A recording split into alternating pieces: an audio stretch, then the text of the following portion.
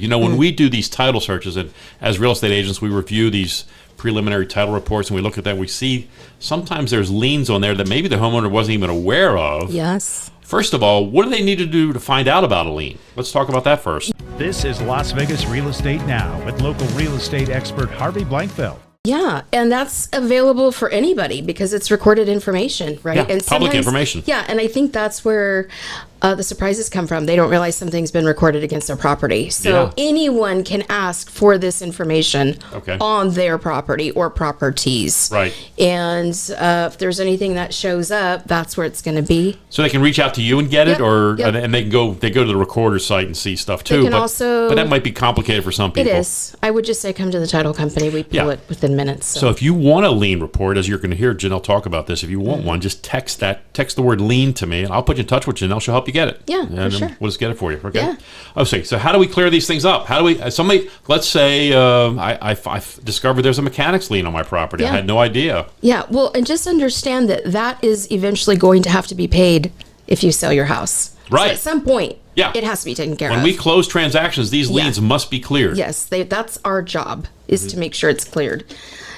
So we would investigate what that is. You can either pay that off or challenge it. You could challenge it. I mean, I think where I see the challenge is with HOAs, to be honest, because there's some violations. There's certain things on HOA that's against your property, but those can be challenged.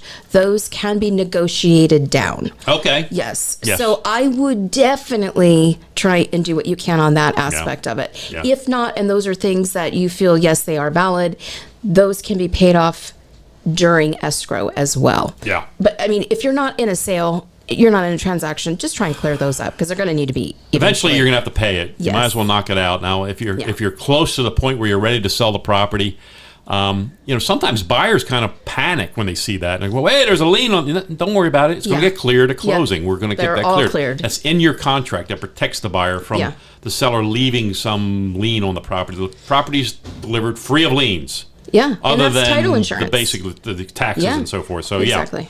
Yeah. Okay, so you can negotiate with the HOA, which I think is a great idea. Mm-hmm. Sometimes I know that, like when somebody does work on the home, the contractors, especially when they're with the contractors board, they immediately file. They don't wait. They don't take a chance. They like to have it filed right away. So sometimes they forget to remove it. Exactly. I was just going to say that. Yeah. There are things on there that are fine. Hey, they've been paid off. Yeah. Just then get back to them and say, I need this removed. Please clear this. Please clear this up. And usually they can do it pretty quickly, right? Yeah, for sure. You guys can help them knock it out. Yeah, they just need to bring in to the recorder's office proof that it's been paid. I mean, it's literally that quick, and then it's recorded. So. Oh, brilliant. Okay, so but if it's HOAs, you said it's a little tougher. It's tougher, and people don't understand. I don't think they understand the power that the HOAs in Nevada have. I know. I mean, they're very, very powerful here in the state, which is not necessarily a bad thing. I'm not going to say it's a bad thing because it does help keep them solvent. In other states, HOAs dissolve all the time because there's no one there to make sure they're doing the right things with their money. Here in Nevada, they watch the money on the HOAs very closely. Yeah, they do. And I think where you see that a lot is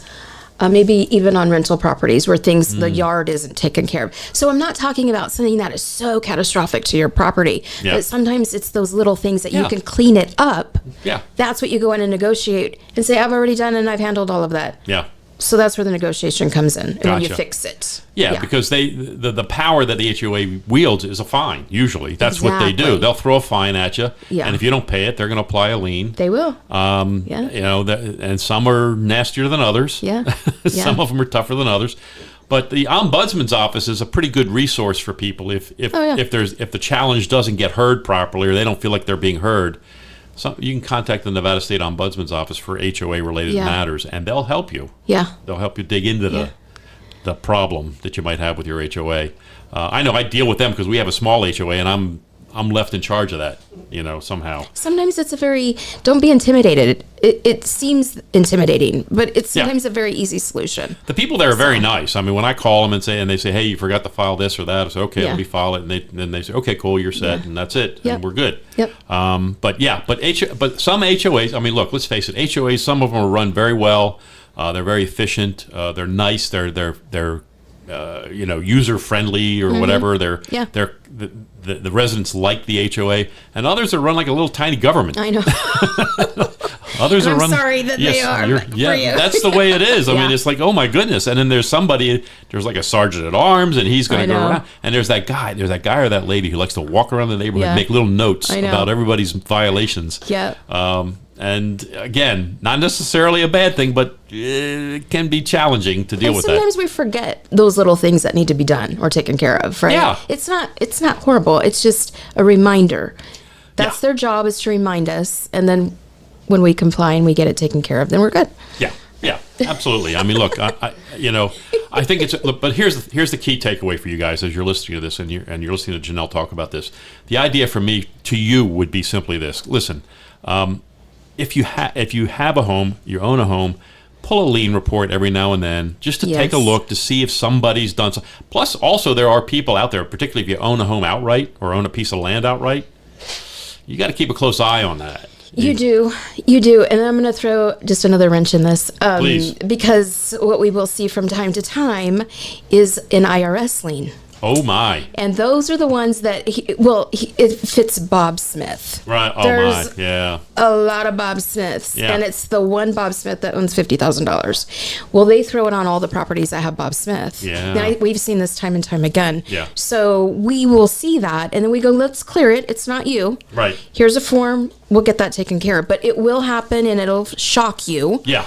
But understand that's our job, is to clear that for you and make sure it's not you. I'm glad you brought that up, because people who have common names come in there and they're thinking, they get frightened. It's like, oh my God. And then you guys can do the research, have them document who they actually are through a series of dates and other things. And then when it comes to light that that's not the same Bob Smith or whoever, then you guys can clean that up for them. That's good. That has happened quite a bit. So that's where you're going to check on those random ones if you have a common name.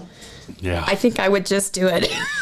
Let's just do it. Sure. As you're listening to this show, you might just say, you know what, let me just do that. And then, again, text me, say, hey, Harv, let me talk to Janelle, and she's going to help you pull a lien report on your property, and we'll see if there's something there that you may not be aware of.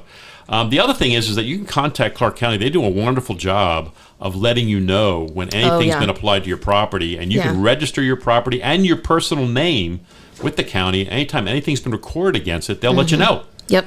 That's important. You hear I get these advertisements about, title protection or whatever. The truth of the matter is that's the best way. They'll tell you, hey, somebody just tried to file something on your property. If it's not you, let's dig into this right away and find out what's going on, because somebody might be able fraudulent. They might be putting a mortgage on your home that you don't want. For sure. That's not you. Yeah. And so that does happen too. So be careful and cautious out there. And this is a way you can do it. It doesn't cost you any money. I mean, it's easy. It's public record. And again, I think Clark County does a nice job of helping you protect yourself by giving you that service to say, hey, somebody just applied a lien to your property, and you'll get an email from them saying so.